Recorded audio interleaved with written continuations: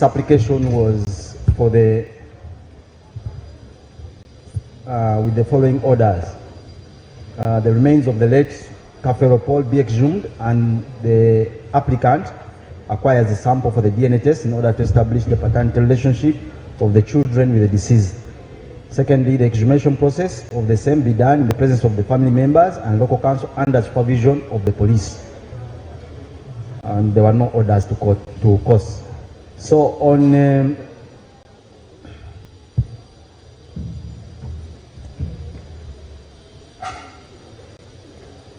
there was an exhumation which was undertaken by the Police Health Services headed by Dr. Moses Biaruhanga, Assistant Inspector General Police, and that exhumation was able to retrieve parts of the remains of the late Paul Job Kafero. And these are the items which were retrieved from that body. There was a right femur head,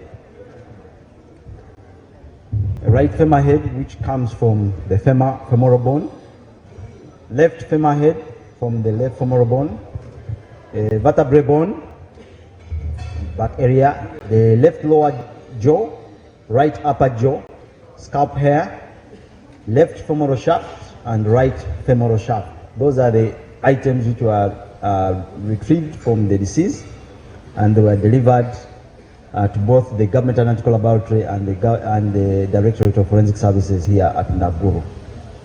Basebo nyabo waliwo okusaba mu kooti nga waliwo abasaba nti omugenzi bamuziikule bamuggyeko ebitundu okugezaako okukebera endagabutonde n'abaana be, ng'era okuggyayo ebitundu by'omugenzi kwalina kubanga kukolebwa nga poliisi weeri nga ne banganda bonna weebali, era nga kyakolebwa Dr. Moses Biaruhanga, Assistant Inspector General Police, ne banne. Ebitundu baabiweereza ewa Government Analytical Laboratory ne ku Forensic Services, ng'era bebaggyako ebino wammanga nga waliwo akatundu akava ku kugumba ery'ekisambi n'erya kkono n'erya ddyo naye waggulu, ne bajjako n'akagumba ku mugongo n'akawango akawansi left ne right kono ne ddyo, ne bajjako n'enviiri akanyama akabeera ku mutwe wano, ne bajjako n'ekitundu ekyeggumba ery'oku bisambi byombi ery'emumakati kye tuyita shaft. Kale nga bye bajja ku bisigala by'omugenzi ne babiweereza okubyekebejja. I would now like to move to name the persons from which reference samples were acquired, and these are the tested children. For the Government Analytical Laboratory, they were able to receive 25, and they will explain the 25. We were only able to receive 24 because the 25th person came later when we had started our analysis.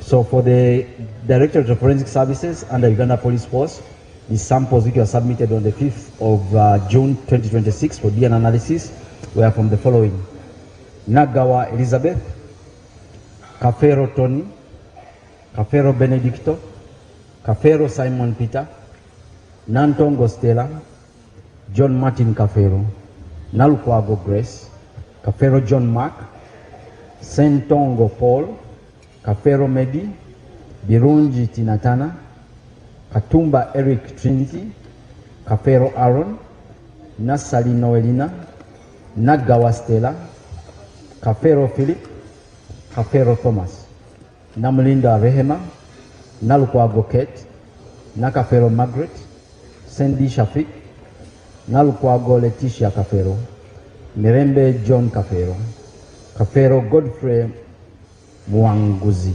Those are the 24 persons who samples were analyzed under the Directorate of Forensic Services. I would request that the team from the Government Analytical Laboratory maybe mentions the 25th person who we don't have on the list.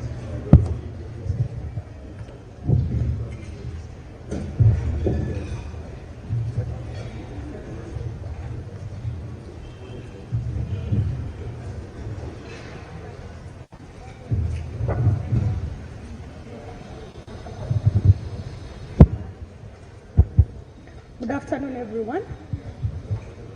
Kati list y'abantu abajja ku Government Analytical Lab twafuna abantu 25.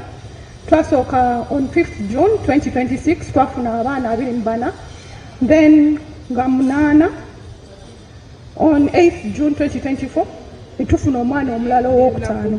So list y'abajja ku 25th abajja ku 4th June yino: Kafelo Thomas, Kafelo Simon Peter, Kafelo Ben, Nagawa Elizabeth, Kafelo Aaron, Kafelo Philip, Kafelo Tony, Kafelo John Mark, Kafelo Medi, Kafelo Godfrey Mwanguzi, Sandy Shafik, Katumba Eric, John Martin Kafelo, Sentongo Paul, Nalukwago Kate, Nakafelo Margaret, Nagawa Stella, Nalukwago Grace, Nalukwago Letitia Kafero, Namlindwa Rehema, Bilungi Tinatana, Mirembe Joan Kafero, Nasali Nowerina, and Natongo Stella.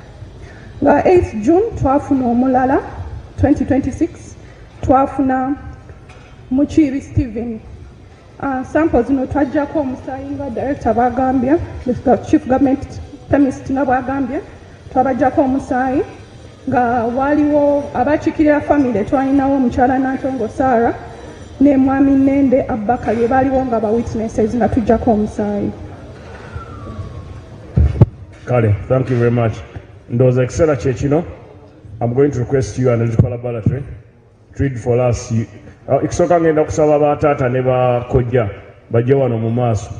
Gwe basoma nga atambula nga ajja wano, gwe basoma nga ajja wano. Tuba uniting. So nsaba ba anko baganda ba Kafeero ne ba sister ba Kafeero mujje wano mu maaso. So tugenda tandika ne analytical laboratory etuwa amanya gaabwe ne bana abeeno batuwa amanya gaabwe aba poliisi. Then omukolo ogujja kuba tugumaliriza. Tutusabire essaala okusooka. Mwami Ssenkuge bakwongera Kazindalo sabe essaala.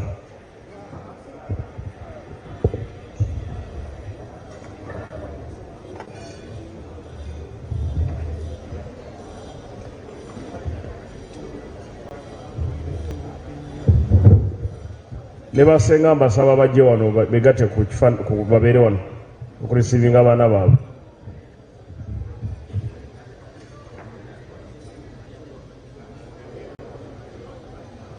Tusabe